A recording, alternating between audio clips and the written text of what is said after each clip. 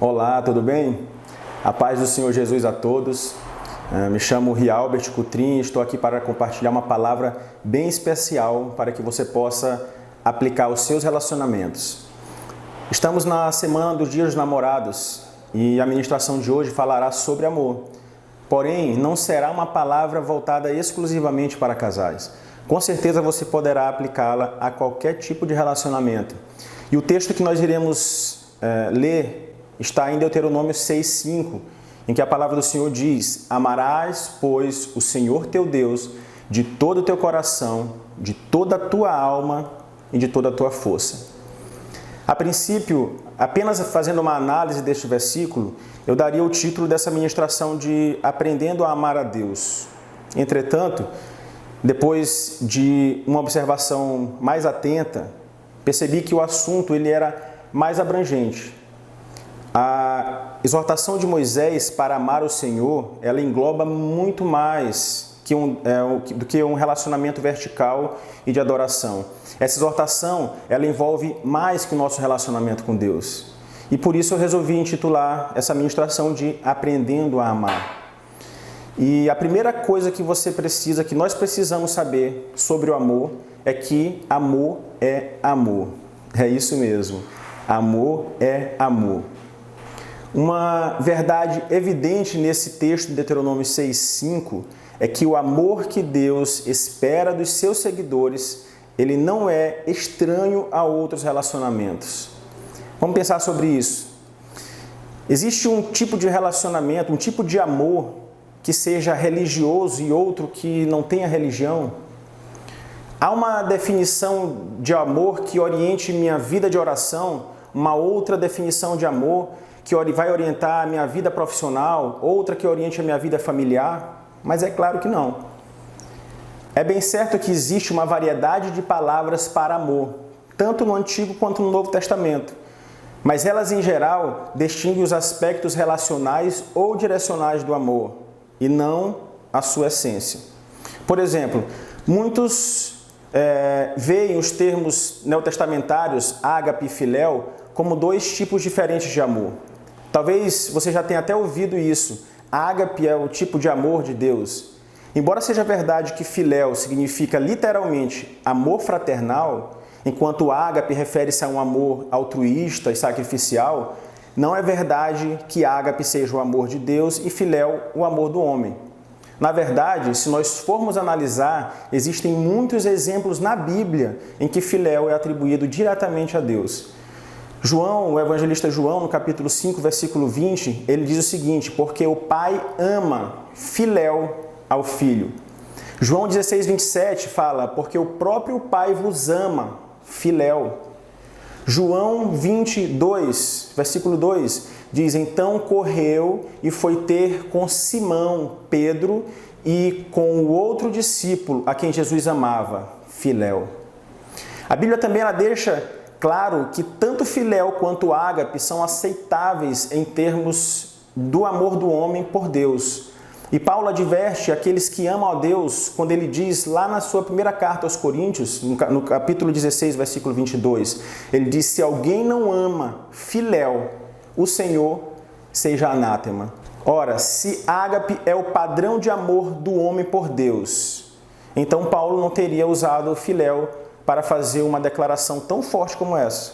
Concorda?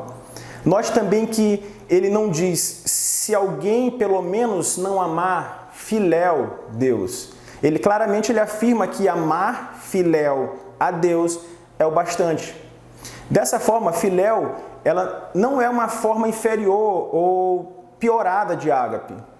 É apenas uma alternativa que carrega diferenças quase imperceptíveis sobre aquilo que realmente é o verdadeiro amor, o amor bíblico.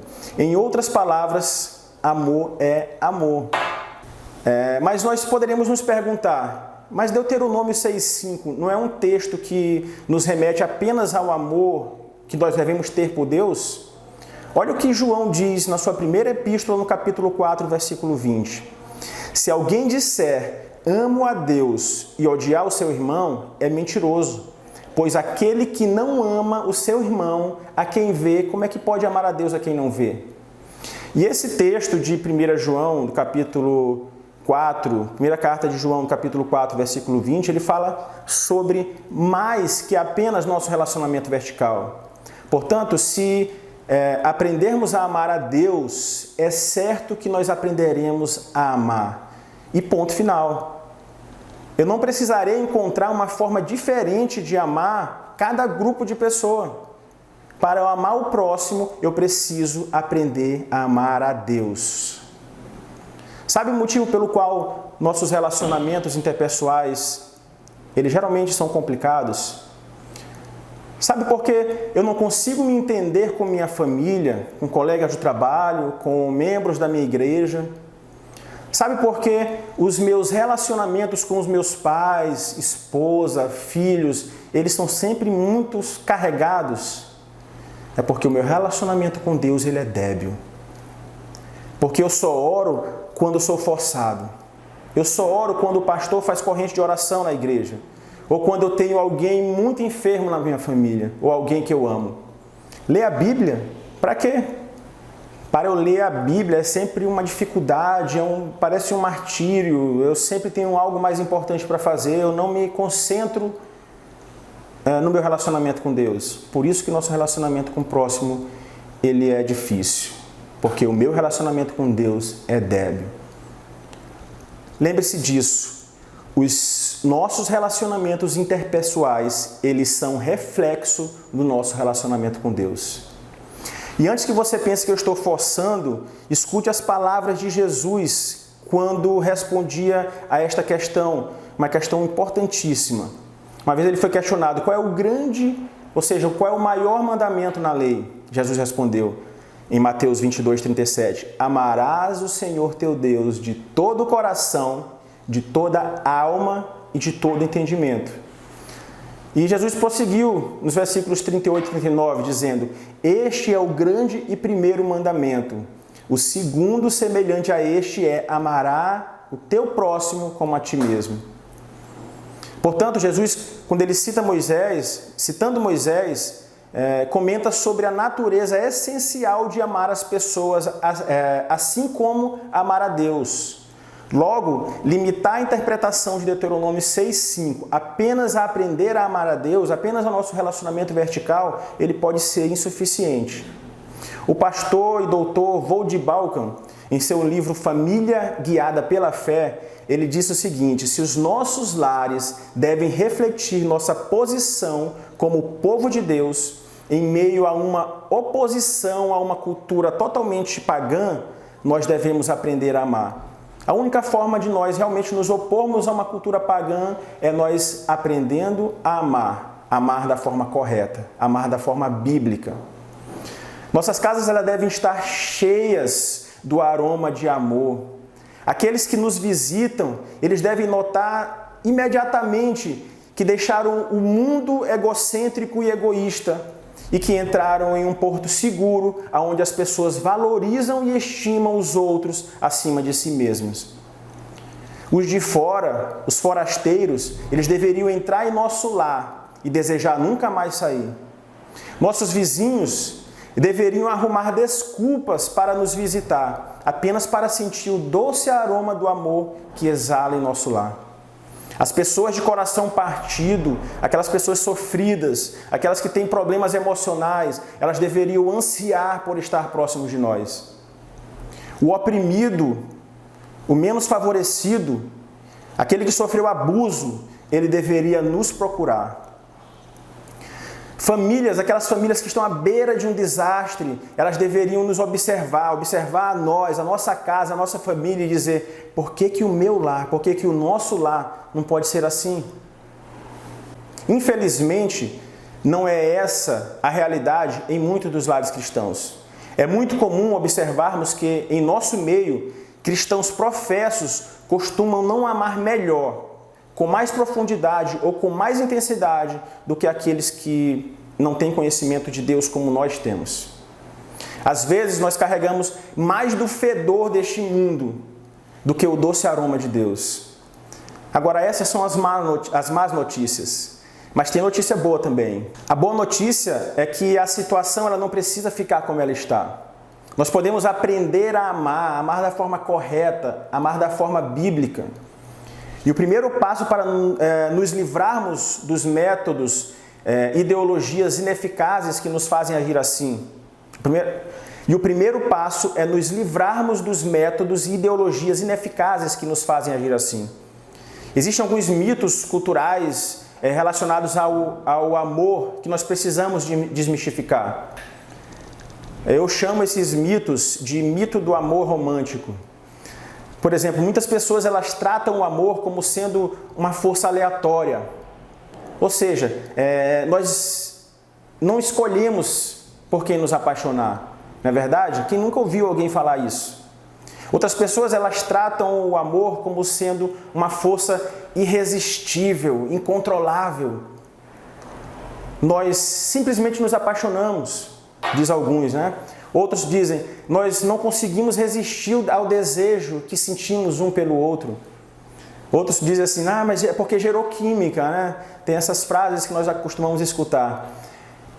Mas as pessoas que simplificam o amor a paixões carnais, elas mal sabem que quando esse desejo acaba, o amor ele também acaba. Existem pessoas também que simplificam o amor dizendo que o amor verdadeiro, ele é simplesmente um estado de espírito. Ora, quer dizer então que se eu estiver bem, eu amo. Se eu estiver mal, eu não amo. Ou eu amo de forma diferente. Eu amo uma pessoa da minha casa de uma forma, eu amo uma pessoa no meu trabalho de uma outra forma. É assim? É o meu estado de espírito que vai ditar como eu irei amar? Não é. E ainda existem as ciências humanas que tratam o amor como sendo uma construção socioverbal. Ora, se assim for, esse amor ele irá variar de cultura para cultura e irá passar, esse conceito de amor irá passar por transformações em diferentes tempos e sociedades. Em outras palavras, tudo isso não passa de uma relativização do que é o amor. Relativização do que é o amor. E o mais grave de tudo isso é nós termos pessoas dentro das igrejas encantadas com os mitos criados pelo homem em resposta à vontade de satisfazer os seus próprios desejos.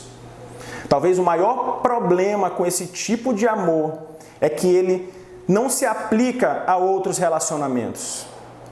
Ora, se o amor ele é uma força aleatória, incontrolável, irresistível, sensual, com que tipo de amor, por exemplo, eu vou amar os meus filhos? Se esse é o meu conceito de amor.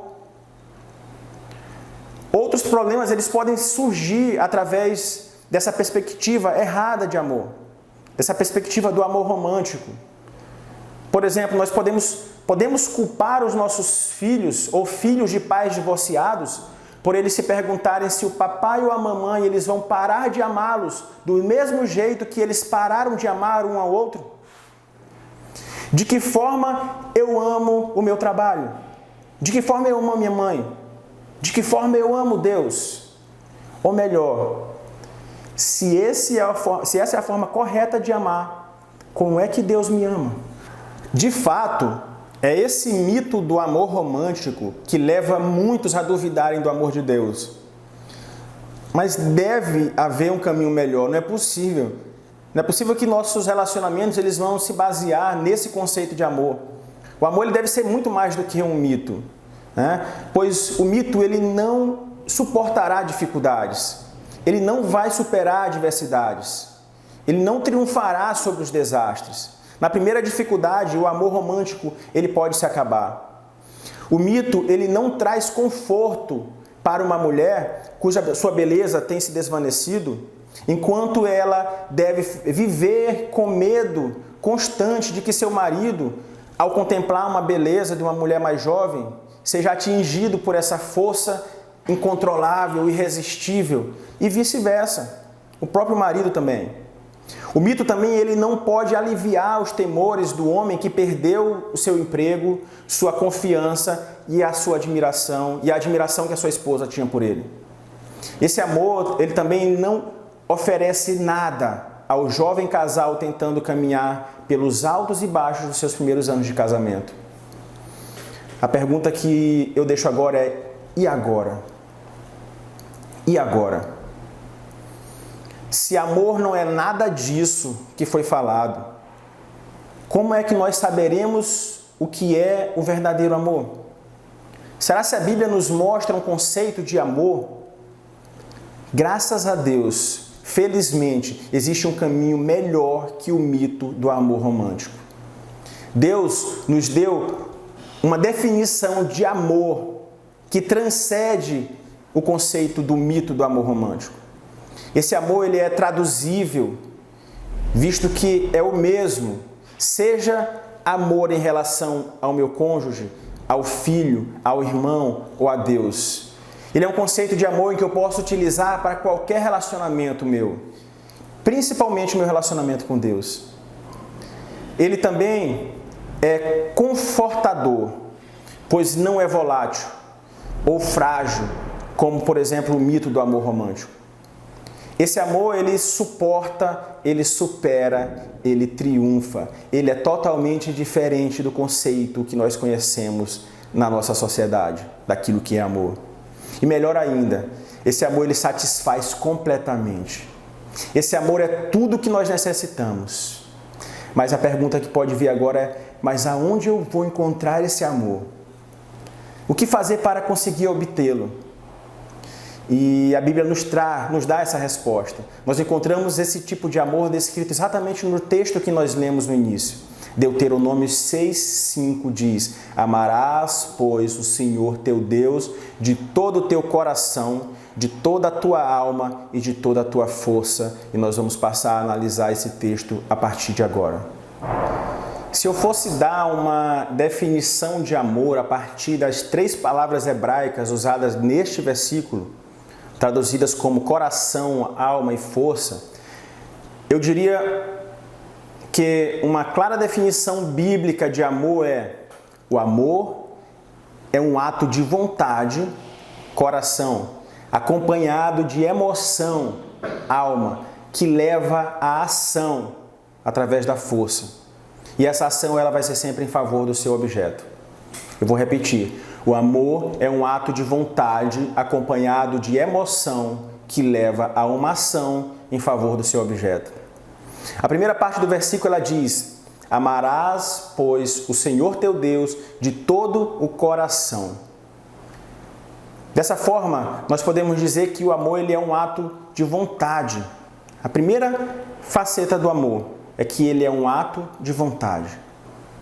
Em outras palavras, o amor ele é uma escolha. Eu escolho amar. Algumas pessoas elas acham que essa declaração ela é um pouco ofensiva por não ser ou não soar de uma forma muito romântica. Pode não soar romântico, mas nosso alvo aqui não é o romance, nosso alvo aqui é amor. Mais especificamente, nosso alvo é a ideia divina de amor, é aquilo que a Bíblia traz com relação ao que é o amor. Moisés diz: amarás o Senhor teu Deus de todo o teu coração. Isso significa amar alguém. Moisés diz: amarás o Senhor teu Deus de todo o coração, de todo o teu coração. O que significa então amar a Deus, amar alguém de todo o coração? O coração ele não passa de um músculo que bombeia sangue. E contrário a essa terminologia, o coração ele não conhece nada, ele não sente nada, ele não vê nada.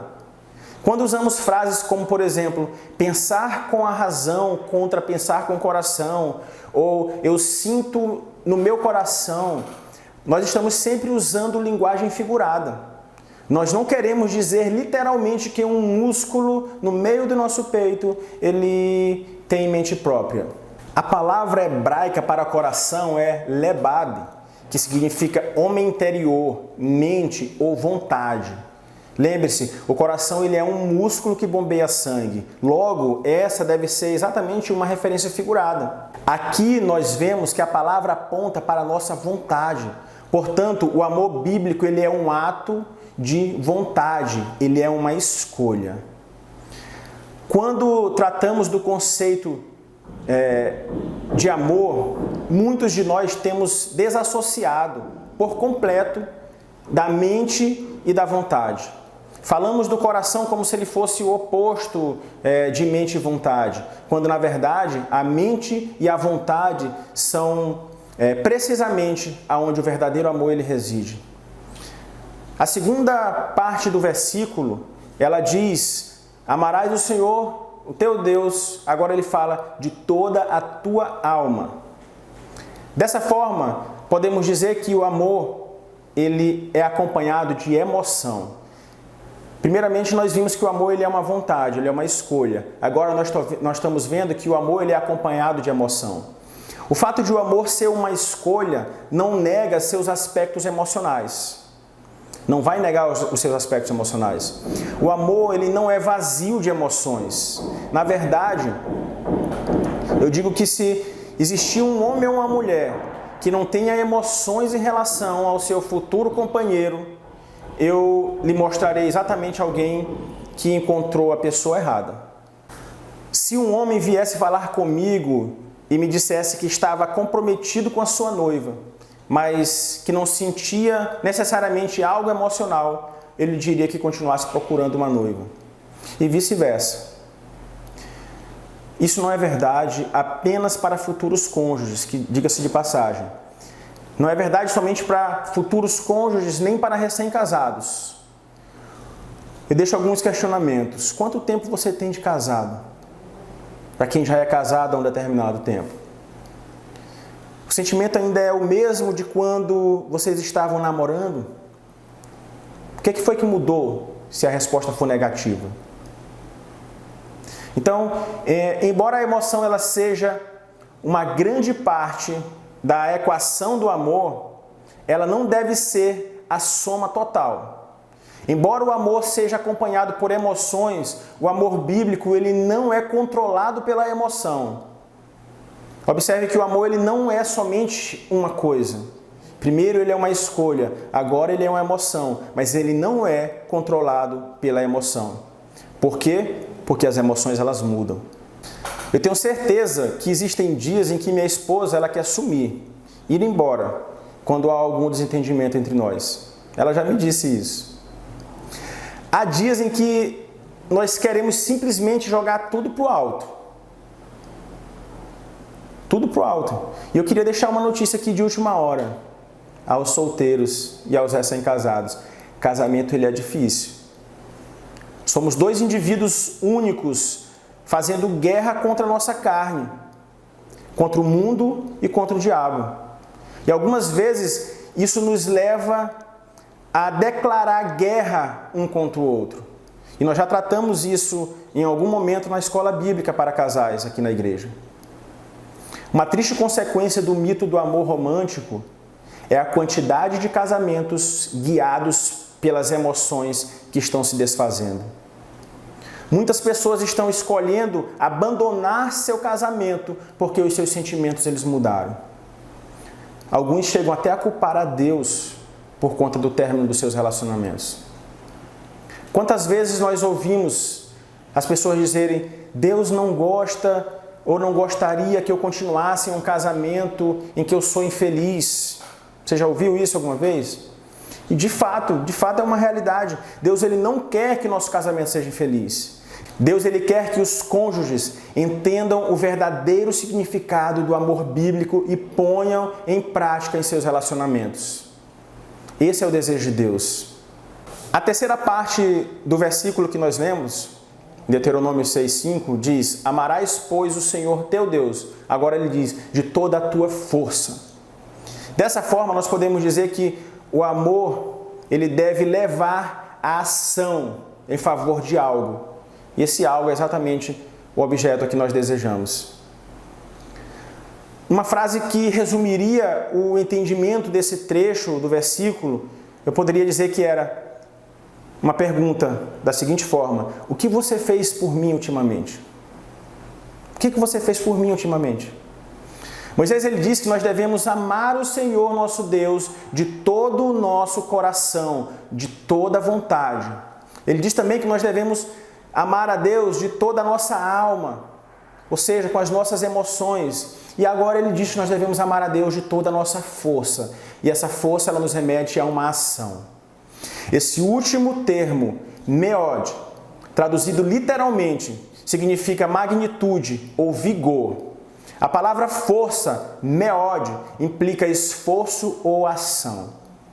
O Novo Testamento ele nos mostra versículos que relacionam amar a Deus a guardar os seus mandamentos.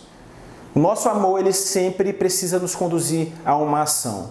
Jesus ele disse em João 14,15: Se me amais, guardareis os meus mandamentos. Em João 14,21, a Bíblia diz que aquele que tem os meus mandamentos e os guarda, esse é o que me ama. E aquele que me ama será amado por meu Pai, e eu também o amarei e me manifestarei a ele. João 15:10 diz: Se guardardes os meus mandamentos, permanecereis no meu amor. Em outras palavras, se você quer saber se uma pessoa ama verdadeiramente ou não o Senhor, veja o que ela ou ele pratica. Se uma pessoa não pratica coisas que Deus diz que são agradáveis e aceitáveis, mas na verdade pratica as coisas que Deus aborrece, que Deus condena e proíbe, e ainda assim alega que ama a Deus, vai ser muito difícil aceitar essa alegação. O amor ele é comprovado por nossos esforços. Se eu digo que eu amo a Deus, deve haver evidências nas minhas atitudes. Eu vou repetir, o amor ele é comprovado pelos nossos esforços. Da mesma forma, se digo que amo a minha esposa, isso deveria ser evidenciado por meus atos. Se os meus atos são egocêntricos, se eu estou demonstrando amor simplesmente voltado para mim mesmo, como é que eu posso dizer que eu a amo? Entretanto, se os meus atos são direcionados a satisfazer as necessidades dela, então ela é verdadeiramente o objeto das minhas afeições. O mesmo pode ser dito sobre os meus filhos. Eles também precisam ouvir e ver o amor do seu pai. O que você tem abandonado ou deixado em segundo plano por amor aos seus filhos? Qual é a programação de final de semana que você não abandona de forma alguma? O nosso amor pelas pessoas, eles são evidenciados pelo aquilo que nós fazemos por ela. Também. Tem uma frase do John Bunyan, o autor do livro O Peregrino, que eu gosto muito. Certa vez ele disse: se quiseres ser o cabeça piedoso de uma família, deve certificar-te de que existe harmonia cristã entre os que estão sob a sua liderança. Isso é o que convém a uma casa cujo líder teme a Deus. Pois bem,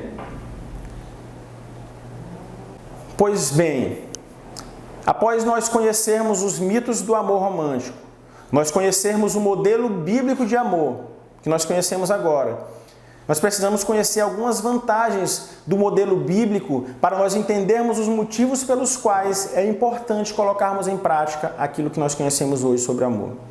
A primeira vantagem do modelo bíblico de amor é que o modelo bíblico de amor ele é uma decisão.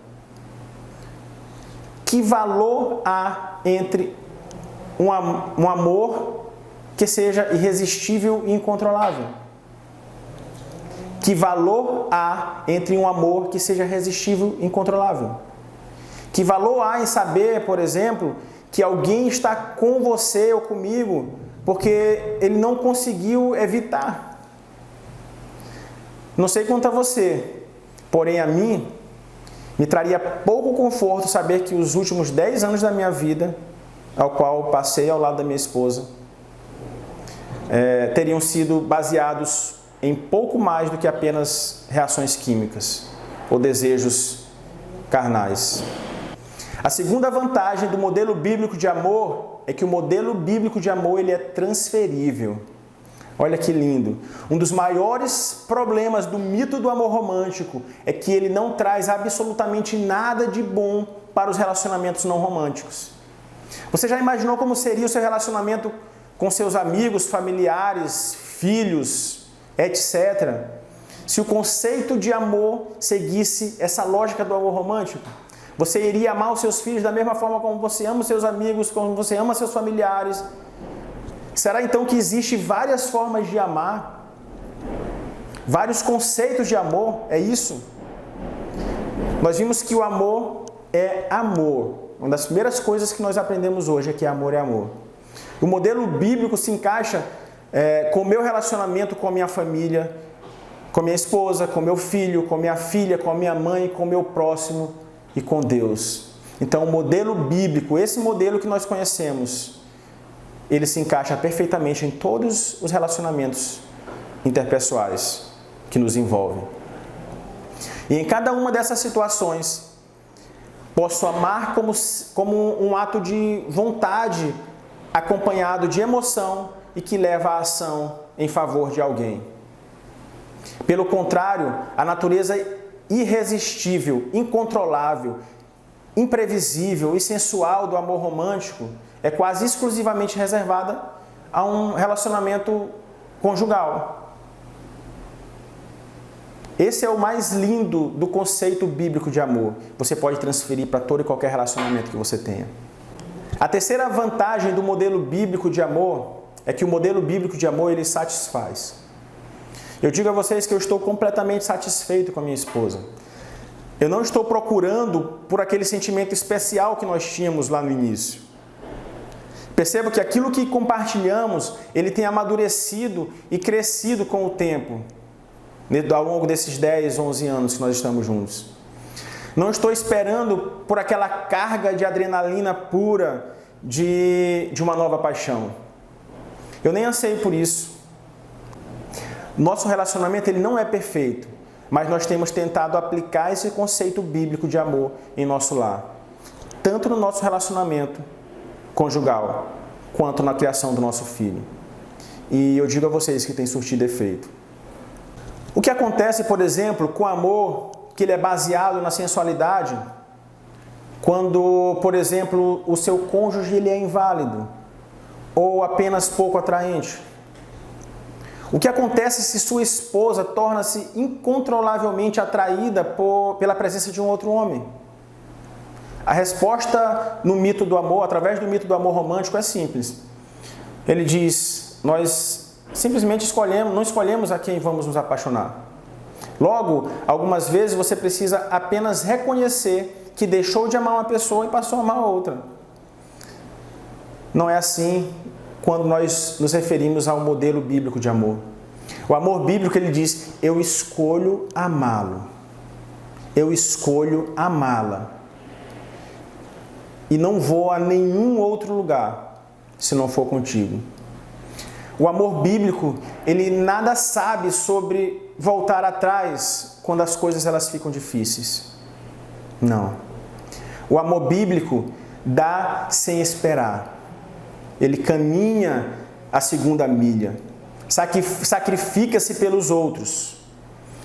O amor bíblico, ele vê o divórcio como uma visitação de uma praga trágica e desnecessária sobre uma cultura que se tem firmado em uma mentira. O amor bíblico ele não está a todo tempo buscando por auges emocionais, aos quais, com muita frequência, caracterizam relacionamentos imaturos. Mas, pelo contrário, o amor bíblico ele se alegra e satisfaz com Mas, pelo contrário, o amor bíblico ele se alegra e satisfaz com a profundidade e a liberalidade que apenas o amor de um relacionamento piedoso e maduro pode oferecer. O amor bíblico ele não está em busca constante por algo melhor.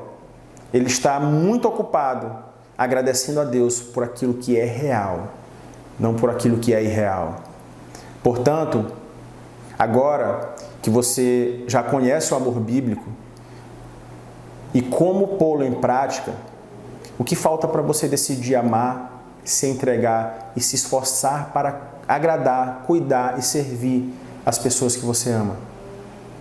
Lembre-se, o amor ele é um ato de vontade, acompanhado de emoção. Mas se essa vontade e essa emoção não nos conduz à ação, tem alguma coisa falha na forma como nós temos amado. Você pode até decidir amar e ter emoções envolvidas nesse amor, nessa decisão. Mas se isso tudo não conduzir a uma ação em favor do seu objeto, não é amor bíblico. Deus abençoe a todos, que nós tenhamos uma excelente semana e uma excelente edificação das nossas células. Nós teremos agora a ministração da Santa Ceia com a pastora Rutiane Fogolin. Bom dia! Agora nós vamos celebrar a Santa Ceia no seu lar. Vejamos bem, não é uma Santa Ceia online, não existe Santa Ceia online. Quem está online é o ministro, no caso sou eu, para falar a palavra. E você em casa, presencial com a sua família, vai fazer a Santa Ceia. Tá bom? Que eu vejo alguém comentando sobre uma coisa ou outra, não tem como comer virtualmente. Você come em casa e parte do mesmo pão. Neste caso, o pai, a esposa, o líder, não é? Quem estiver em casa vai ministrar, vai orar, separando do uso comum e vai cear com a sua família. Que coisa gostosa, que coisa legal, que coisa abençoada por Jesus, que você e sua família, uma vez que nossa casa é uma igreja, um lugar onde Deus se manifesta, onde Deus quer estar, onde o Espírito Santo está ministrando, edificando o corpo para Jesus Cristo. E eu quero direcionar uma palavra para você nesses dias, tá bom? Nós estamos falando sobre família, sobre igualdade. Está lá no livro de 1 Coríntios, capítulo 10, 16 e 17, diz assim: porventura, o cálice de bênção que abençoamos não é a comunhão do sangue de Cristo? O pão que partimos não é porventura a comunhão do corpo de Cristo? Porque nós, sendo muitos, somos um só pão e um só corpo, porque todos participamos do mesmo pão.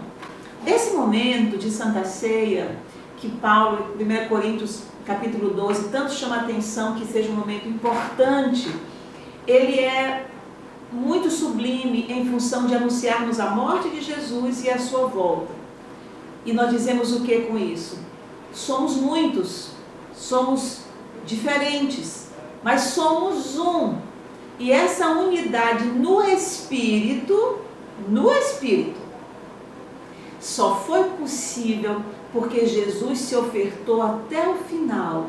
Ele desceu da sua glória, habitou entre nós como homem, e ele, por amor a todos, ele se entregou até a morte. Então é necessário anunciar a morte, porque a morte diz que ela possibilitou a nossa unidade, sendo nós muitos.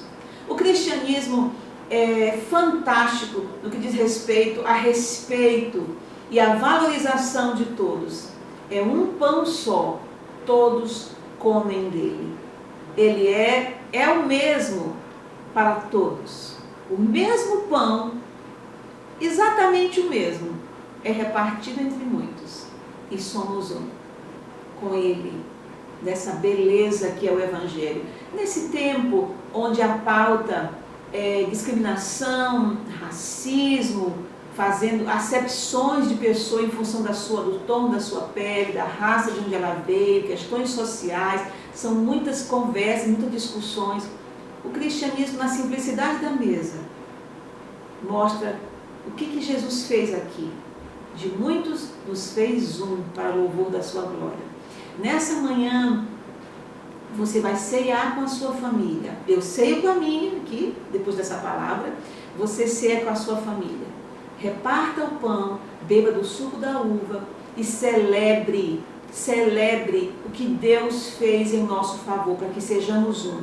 A morte, a ressurreição do Filho de Deus, por amor a mim, por amor a você, por amor a todo aquele que crê. Boa ceia, Deus te abençoe. Tchau. E lembrando que toda quarta-feira, às 20h30, no Instagram do MIC, nós teremos uma live tratando sobre algum ponto relacionado às igrejas em célula, sobre a nossa visão, a visão que nós vivemos na nossa igreja. Não perca! Lembrando também que dia de sexta-feira nós temos o Igreja Compartilha. Então se Deus tem falado com você durante a semana, nos seus devocionais, no seu quarto de escuta, compartilhe com a nossa equipe de mídia para que a sua edificação também venha edificar outros. Queria convocar também toda a igreja a estar realizando doações para o nosso projeto Ágape, que fica lá no Maracanã, para que as nossas crianças elas tenham o seu lanche e que nós possamos estar também abençoando outras famílias. Só lembrando aos casais da nossa igreja que daqui a pouco, ainda no dia de hoje, nós teremos nosso encontro de casais e nós faremos uma edificação a partir dessa palavra. Então, sente com seu marido, sente com sua esposa, conversem sobre aquilo que foi falado hoje, agora na ministração, para vocês levarem uma ministração abençoada, para que vocês possam não estar somente sendo abençoados, mas também abençoando a outros no nosso encontro. Até mais!